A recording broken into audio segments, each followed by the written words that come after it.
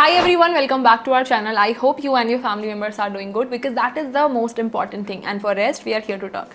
So we were following our pattern wise DSA sheet, and in this we were doing recursion topic, and in the recursion we were doing divide and conquer pattern. Till now we are done with binary search and merge sort algorithm, and today we'll do the next question, which is median of two sorted arrays. Remember, the prerequisite for this question is merge sort algorithm, and that is the reason we are doing this question as next. Okay, so if you have not watched that merge sort algorithm, I'll definitely add the link somewhere here, and I will recommend you all to watch that video first and then only come to this question. So let's read the problem statement. It says we will be given two arrays, integer arrays nums1 and nums2 of size m and n, and we have to return the median of two sorted arrays. Okay, as you can see, constraint, it says m and n can go till 1000, and together it can be definitely 2000, and the number it holds are from minus 10 power 6 to 10 power 6. Okay, as you can see, it says that the numbers will be in sorted order, so definitely we can apply that binary search concept for the most optimized code. But in this video we will discuss about how can we solve this question using the merge algorithm here.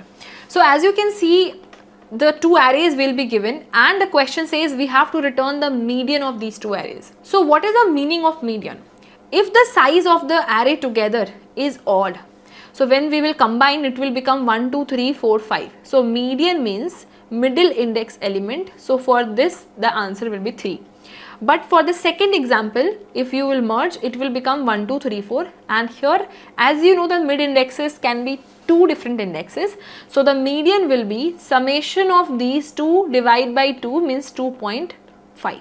Okay, so this is the task we have to do. Definitely the most brute force approach is ki why not to add these one, like nums1 and nums2, but the question says they are sorted in themselves, means nums1 is sorted and nums2 is also sorted, but it does not mean ki the last value of nums1 will be sorted. Means in these two cases I have taken the simple example, but nums1 can be 4, 6, 7, and nums2 can be 1, 2 and 5. So this is also sorted in itself, this is also sorted in itself. So when you will combine this, this will become 4, 6, 7. If you simply concatenate, this is how it will look like, correct? But you have to say the median only when, like, you can only calculate the median when the whole array is sorted, right? So hence you will take another time complexity to sort it, so that it will become 1, 2, 4, 5, 6, 7, and then only you can say ki summation of 4 plus 5, which is 9, divided by 2 means 4.5 is the answer. Correct? So this is the most brute force approach. What is the further better approach? Means where we can apply the merge algorithm concept. But why I am saying the merge algorithm concept? Because if you have watched the previous video, we were applying the merging concept when our two subarrays were already in sorted order, and now we have to merge and make the another sorted array. Correct? So the same thing we will apply here also. What was the logic? So the logic was very simple. We will start our iterating with I from 0 index and j from 0 index, but in the another array which is nums2. Okay, and now we will compare ki nums1 of I is smaller or nums2 of I is smaller. Okay, so we will say, hey, this is smaller, but this is smaller. So once it is smaller, we will move our j pointer ahead. Again we will compare 4 is smaller or 2 is smaller. Again 2 is smaller. So again we will move our j pointer ahead. Now next time 4 is smaller or 5 is smaller. So we will say 4 is smaller. So now this time we will move our I pointer ahead. But wait, until when we will keep moving this? What is the total length? Like, we want to sort it, merge it, but to find the median, definitely I want the middle element, correct? So can I say if all together it has 6 elements, so definitely the length is even. So I need two mid values, so that I will add and divide by 2. Can I say? So two mid values means, can I say when I will merge from 0 to 5 it will be. So I want second index and I want third index. Correct? So I want second and I want third index by wise. Correct? So 0, 1, 2, 3, 4, 5. So I want this and this. So can I say I want third and fourth element count? Correct? So what I am doing, when I checked my, ith index was smaller, I moved. But I can say na ki I have got my smallest number, means first number. I want third element and fourth element. So again I moved on 2, Again I checked which is smaller. I said, hey, 2 is smaller. Again moved. So can I say I have got 2 such elements now? Now I was at 5th and 4th. So I said ki hey, 4th is smaller. So 4th is my third element. This I want, okay? But when I moved, again I have to check ki hey, 5 is smaller or 6 is smaller. I said 5 is smaller. So I'll move my J pointer ahead. And I have got 4th. So what I wanted, 3rd and 4th. At 4th, I am currently present, correct? And 3rd means I have to keep a track of previous element also. Can I say? And now do you think we should move forward to compare 6, 7, etc.? I don't think so. Because in the whole array, I wanted my mid, like 2 mids, because the length was even. So I can say 4 if somehow I am able to keep a track of previous element and my current element. So we will break the for loop then and there if my element count is total divided by 2, correct? And what I will do? Previous, like suppose in the previous I have 4, so previous plus current divide by 2, which is 4 plus 5 divide by 2, which is 4.5. This I can return then and there. Okay.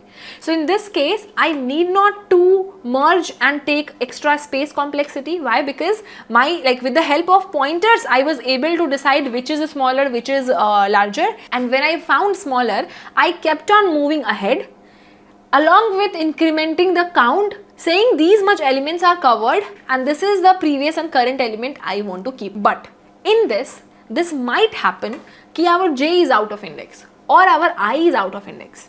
Why I said? Suppose what if nums array, like nums1 size is only 2 and nums2 is having 3, 4, 5, 6, correct? So in this case the total size is 5, so definitely I am looking for second indexed elements, means can I say third element I want? So I will say which is smaller, definitely. So I will go out of index. So now I don't want to compare nums1 of I and nums1 of j, like nums2 of j. Why? Because nums1 of I is out of index. So definitely in this case I'll keep on moving in my nums2 and incrementing the elements count. Are you getting this? But this can happen vice versa also. What if in nums2 I have only one element, say 5, and in nums1 I have 1, 2, 3, 4. So I want third element. So I'll compare this and compare this. Here I can compare. Now I want to compare this, compare the same element. Now compare this, compare the same element, and I'll stop and I'll return 3. But what if I have 5, 6, 7, 8, 9 and here I have only 4, let's suppose. So I'll compare this, obviously 4 is smaller, so I'll move my j++. Now my j is pointing out of index and I'll move I++. Now when I moved like at I 5 also or 6 also, my j is out of index, so I cannot compare my 5 and 6 with jth element index, right? So I'll just keep on moving I++, until I hit that count, which is third count I am looking for, correct? So can we write the code for this? Yes. So first we want to calculate our m with the help of nums1.length, correct? And int n, which will be pointing to nums2.length. Once we are done with the length calculation, we will calculate the total which will be nothing but m plus n, and with the we want to traverse with the I and j pointer. So for I also and for j also we have to initialize it with 0. Also we want a previous pointer and a current pointer, correct? So previous and current we have to initialize with 0. Now once we are done, we want to run the for loop for count is equal to 0 and we will run until it is less than total divide by 2, correct? And we have to put equal to also, okay, because for the mid definitely suppose the length is 5, so 5 divided by 2 which is 2.5, so it will be 2. So we want to run till 2, that is why we have to put equal to sign and count plus plus, okay. So as decided, we will check ki what if, like we'll check if our I is less than m, correct, and along with that our j is less than n. So if both are in the same like range, in their range, so I can say we can compare, correct. So how we'll compare ki if my nums1 of I is less than equal to nums2 of j. So I can say ki my current element will be what? My current element will be nums1, because nums1 is less, so nums1 of I, and then I have to do I++. So we can do I++ here also or else here also, okay. So we can remove it. But as we are maintaining a current here, like I can say from line number 15 onwards, we'll try to find the new current. But whatever was the current value previously, definitely we want to put in a previous variable, correct? Like we will say na ki whatever is the current value previous, you hold it, and now I am going to find the new current value, correct? So this was ki what if it is nums1 is smaller. Now we will write in the else case ki what if my nums2 is smaller. So definitely the current variable will be nums2 of j, and after that plus plus. So this was though when both will be in the range. But what if suppose I is done, means we are outside the index for I but j is left over, or vice versa also, we are done with j but we are still left over with I. So definitely we have to write else if, what if our I is still less than m, means we are done with j but I is still left over. So current will be nothing but, like we don't have to compare nums1 of I with nums2 of j, because j is out of index. So nums1 of I is the only thing we have. So definitely nums1 of I and then plus plus will be our current, okay. Else means what if our j is still less than n. So in that case our current will be nothing but nums2 of j plus plus, correct. Now once we are outside the for loop, we can say we have our like previous and current with us, but we can say ki if our total modulo 2, means if it is equal to 1, means if the length was odd, definitely our current will be the answer. But what if it is even?